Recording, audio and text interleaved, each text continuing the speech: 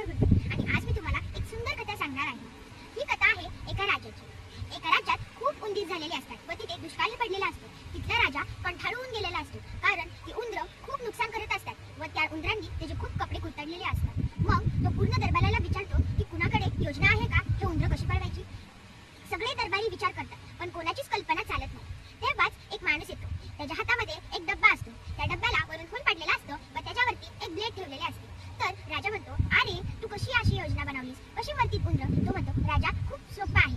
मी काय करणार, एका साईडला खरी ठेवणार व एका साईडला खोबरं ठेवणार. मग तो उंदीर येणार व त्या ब्लेडवरती त्याची मान ठेवणार आणि म्हणणार, खरी खाऊ की खोबरं खाऊ, खरी खाऊ की खोबरं खाऊ.